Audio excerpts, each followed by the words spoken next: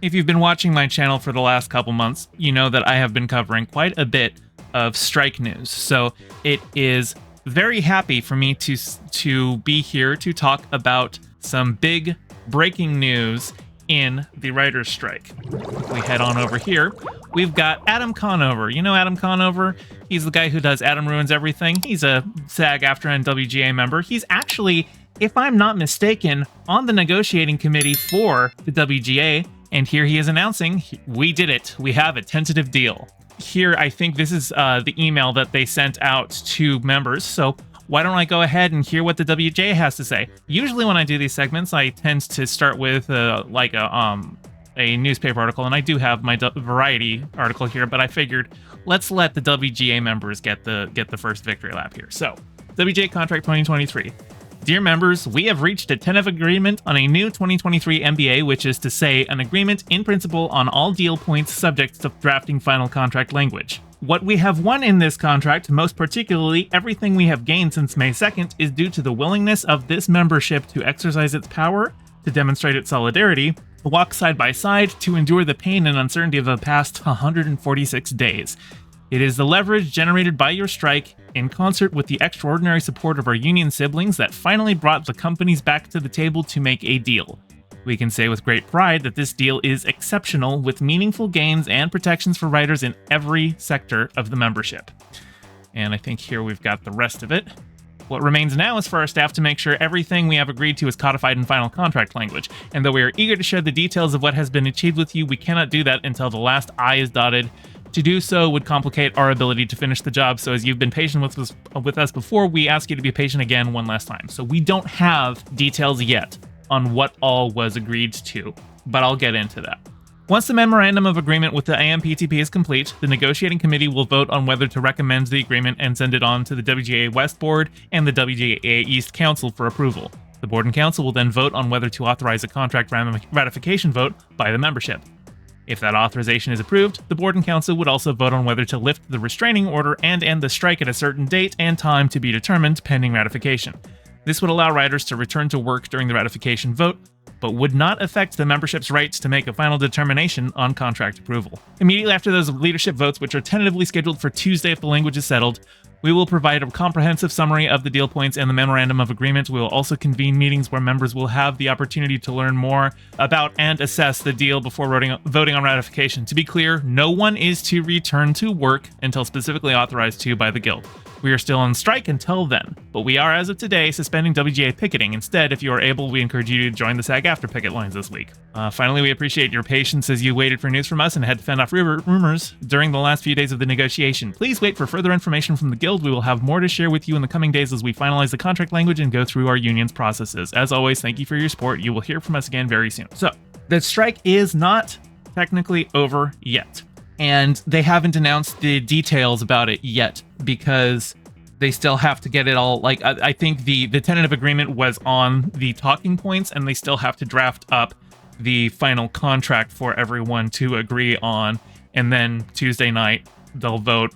And I assume once they vote to end the strike schedule, they'll probably do that either for that night or for like the next Wednesday, the day afterward. It doesn't make sense if they're pushing this to be like, yeah, let's get everything voted on. It wouldn't make sense for them to stretch out the strike any longer than that. But this is just my speculation. Something else could happen. It just, from my perspective, it makes sense to just end the strike once they've got everything, signed. They are ending picketing, and we'll get into what that means. But let's head on over to Variety.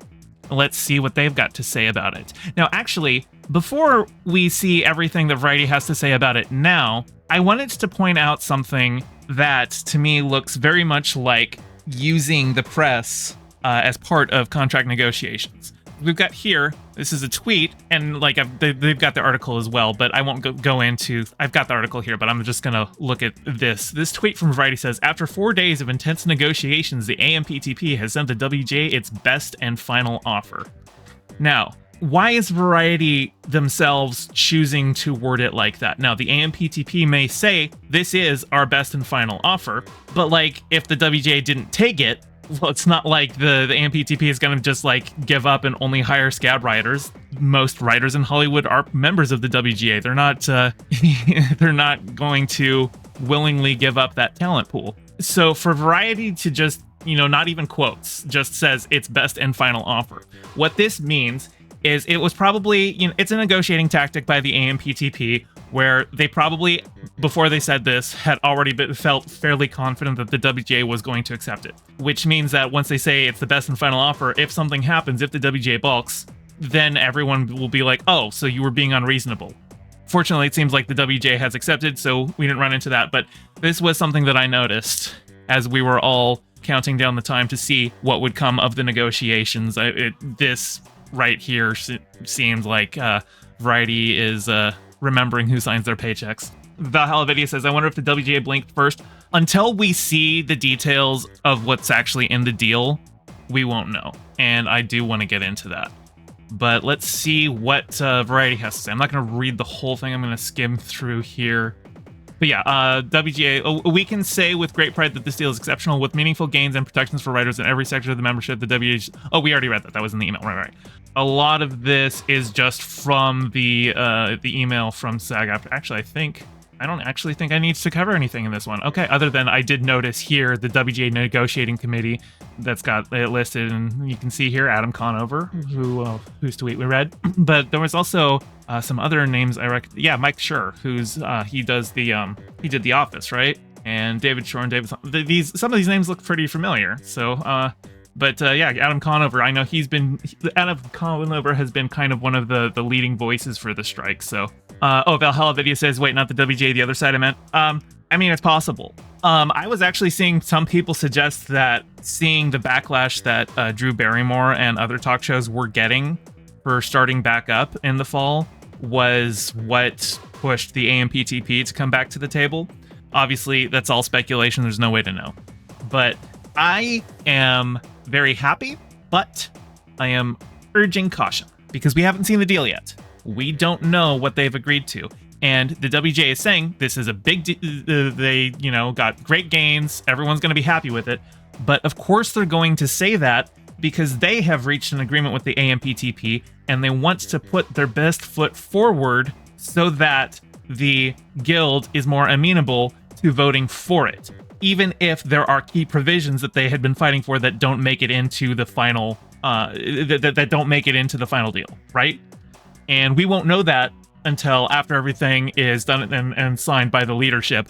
So Tuesday night we might start to see what the actual deal is, or if not Tuesday night, then like Wednesday is what it's looking like. So probably for next stream, hopefully there will be the actual deal that I'd like to go over in detail and try and compare that with some of the earlier asks that the WGA had. I'm sure that they're not getting 100% of what they're asking for. There might be some numbers ticked down here and there, like, they're asking for the established writer room size and they might have to bring that down like by one or something, like, negotiating tactics, or where there's like, oh, we can bump this number down one or two or something like that. That's not as big. Having the rule of an established writer room size, so long as that's still in there, that's big. And that's kind of been one of their key talking points, so I would be very surprised if the WGA agreed to a deal without it. But we'll see. I don't know. This is all speculation. And while the WGA has suspended picketing because they have a tentative agreement, they have not ended the strike yet. And I want to get into something here because I see over here, after Backlash, Dancing with the Stars premiere moves ahead after tentative WGA deal is reached. Less than 24 hours after the WGA reached a tentative deal to end the 146-day strike, Variety has learned that Dancing with the Stars is moving ahead with its planned premiere date, after all, September 26th, tomorrow. And hopefully, I'm going to get this video out tomorrow as soon as I can. So if you're watching this video on YouTube later, hello, this is today. ABC confirms that Dancing with the Stars will premiere on Tuesday, September 26th, and will be simulcast live on Disney+. Over the past few days, the heat had been on Dancing with the Stars, and ABC put a plan in place to postpone the show's premiere amid backlash from the WGA. Celebrity cast members were feeling heightened pressure and had growing concerns about participating on the show, as WGA members were picketing Dancing with the Stars rehearsals in an effort to delay the show or have celebrities bow out. Amid the backlash last week, one cast member, Veep actor Matt Walsh, announced he would pause his participation in the show amid the ongoing WGA strike, but now Variety has learned he will now be back on the dance floor. Walsh is a WGA member as well as a member of SAG-AFTRA and the WGA. And I don't really need to read the rest of this, but this is kind of what I wanted to touch on. So Walsh is not on Dancing with the Stars as a WGA member, even though he is a WGA member, because he is not doing writing duties on the show. He is a performer, so he falls under his SAG-AFTRA membership there. And SAG-AFTRA, even though they've got a strike going on right now, that's for specific divisions, and there's Netcode is one of their contracts, and that one was finalized like in 2022. So that one is still active. So like talk shows and reality TV shows and like I think commercials, SAG-AFTRA members are still able to do that stuff. So he is not crossing any picket lines here because obviously they've stopped picketing the show. And he's not scabbing because he's not a member of, he's not acting as a member of the WGA here. But the WGA strike is still going on, and this premiere is coming out before the strike is being called off. And I can understand ABC just going ahead with it. And I can understand Matt Walsh going, look, it's close enough to the finish line, and we've suspended picketing and everything like that he's just going to go for it. So he's not technically striking.